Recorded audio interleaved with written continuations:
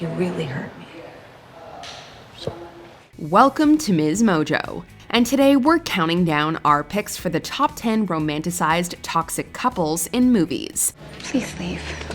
Please leave, I beg you. For this list, we'll be looking at the problematic relationships that no one should look up to. Since some of these pairings reveal major plot points, a spoiler warning is now in effect. Which couple do you think is the most toxic? Let us know in the comments.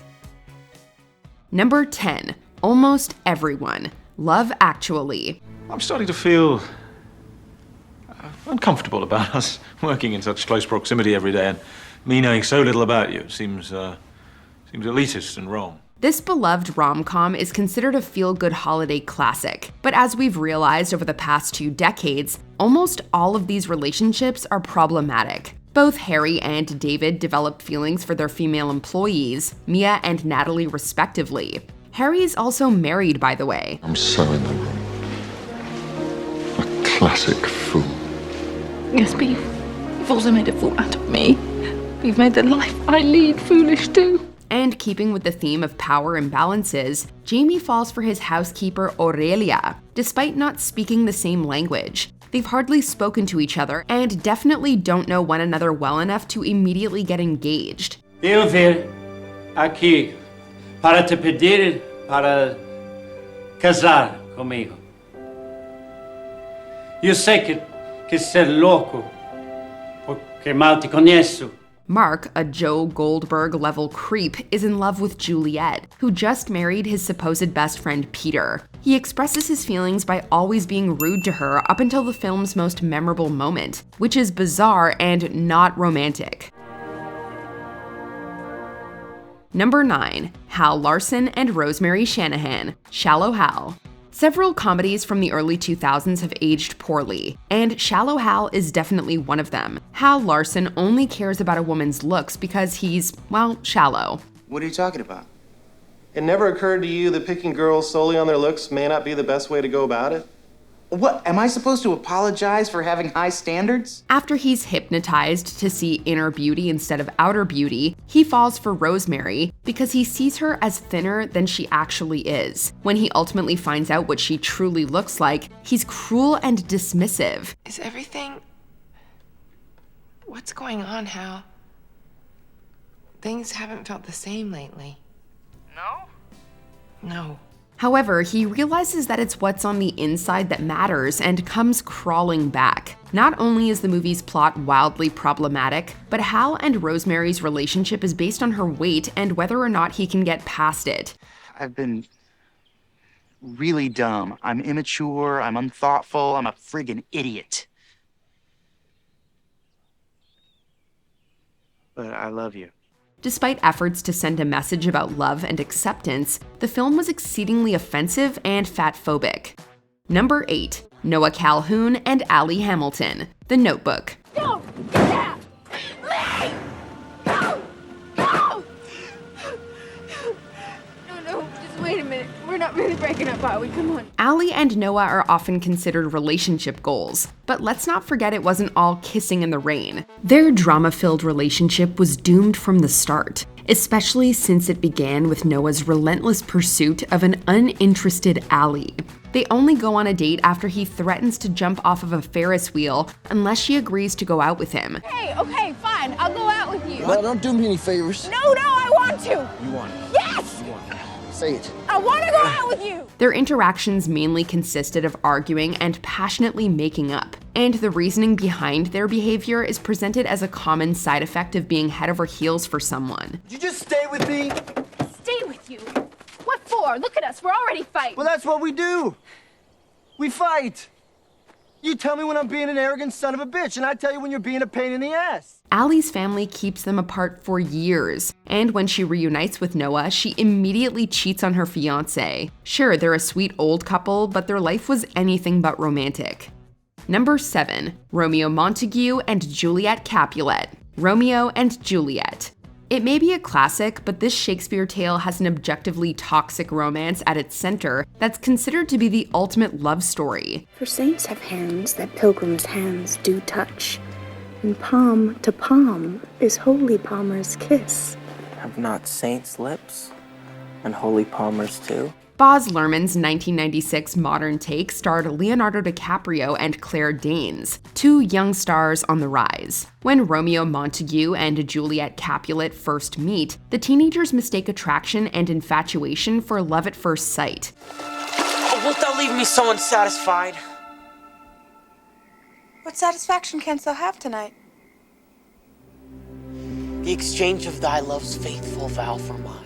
There's also some excitement in rebelling against their feuding families. But when the star-crossed lovers are forbidden from marrying, they take matters into their own immature hands. Juliet fakes her death, and due to an extreme lack of communication, it leads to Romeo taking his own life, which in turn leads to Juliet's actual death. Drunk call and left no friendly drop to help me after.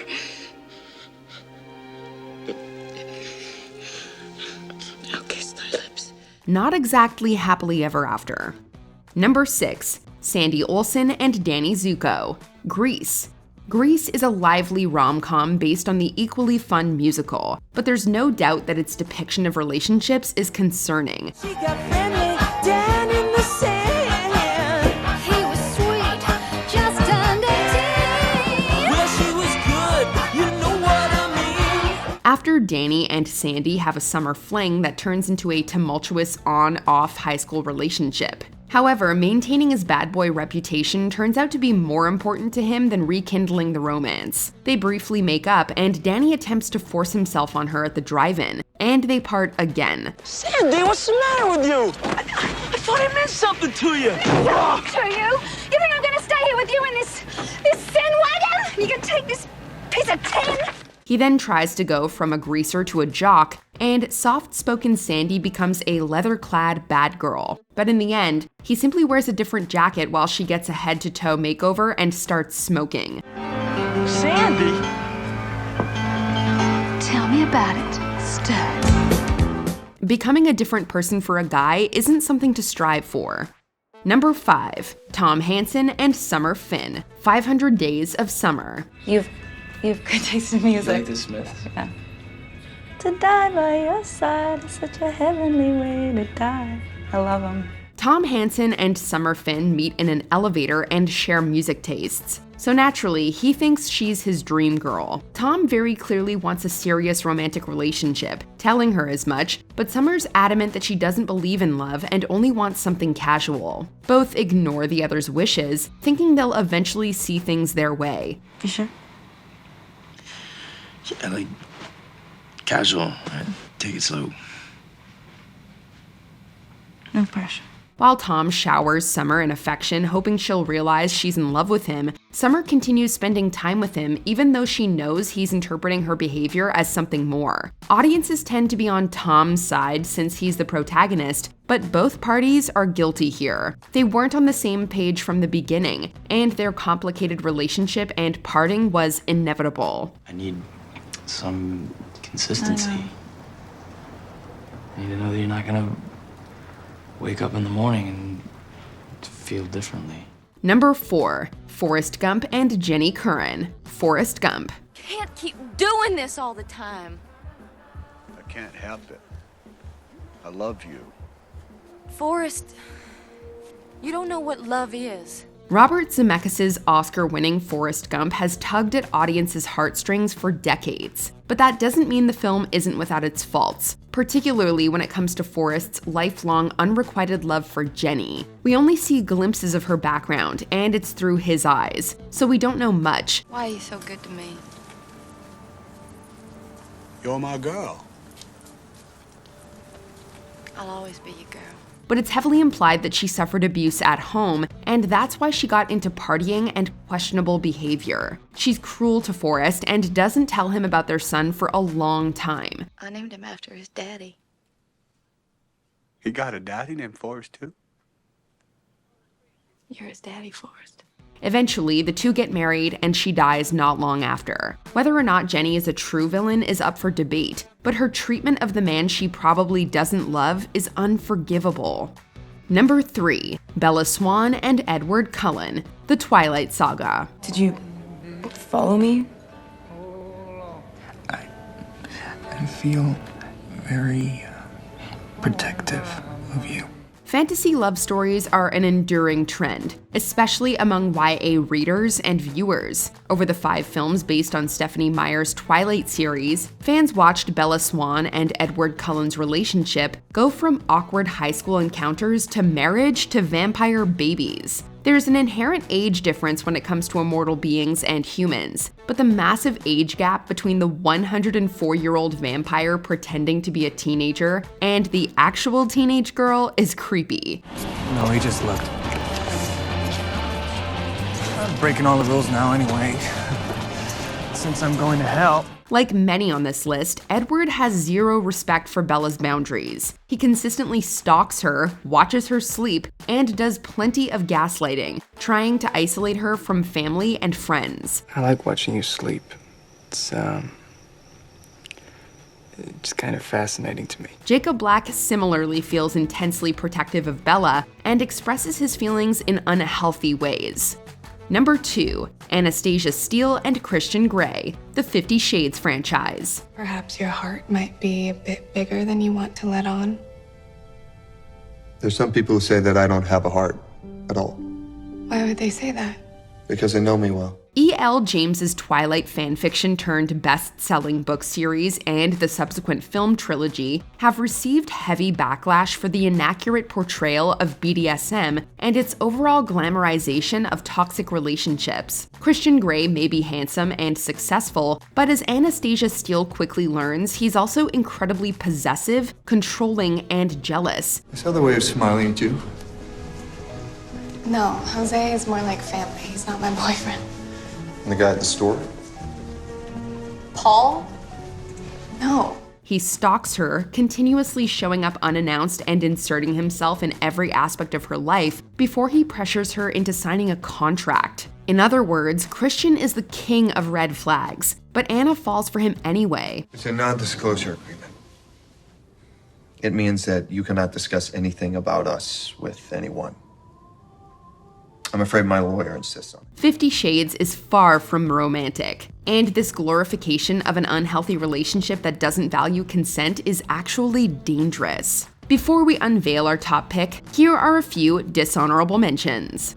Belle and the Beast, Beauty and the Beast, the Disney princess who falls in love with her captor. No. Please. Please. Please don't leave me. I love you.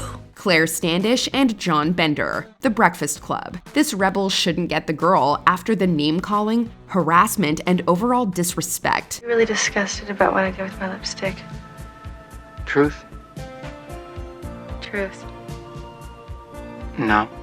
Andy Sachs and Nate Cooper, The Devil Wears Prada. The mean, unsupportive boyfriend who guilt-trips his hardworking girlfriend is the real villain of this story. I wouldn't care if you were out there pole dancing all night, as long as you did it with a little integrity. You used to say this was just a job. You used to make fun of the runway girls. What happened? Now you've become one of them. Sierra Burgess and Jamie. Sierra Burgess is a loser. Are we really supposed to root for a catfishing protagonist? It's not who you think she is. She's been pretending to be me, and I've been pretending to be her, and she's been catfishing you this entire time! No, okay, wait. Please, listen to me, just listen. You have to let me explain, okay? Please. Wait, your voice.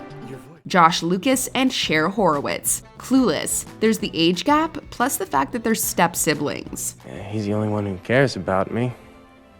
That's not true. He's not? Are you saying you care about me? Josh. Before we continue, be sure to subscribe to our channel and ring the bell to get notified about our latest videos. You have the option to be notified for occasional videos or all of them. If you're on your phone, make sure you go into your settings and switch on notifications. Number 1. The Joker and Harley Quinn, Suicide Squad. My heart scares you and a gun doesn't?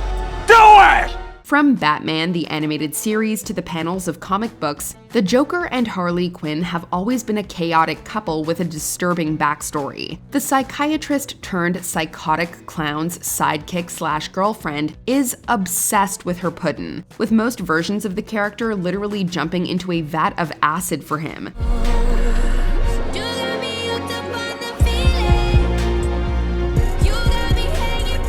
Joker physically, emotionally, and verbally abuses Harley on the reg, even trying to kill her on occasion. 2016's Suicide Squad brought the villainous pair to life on the big screen, but downplayed the true toxicity of their relationship in favor of a twisted romance with a seemingly lovesick Mr. J.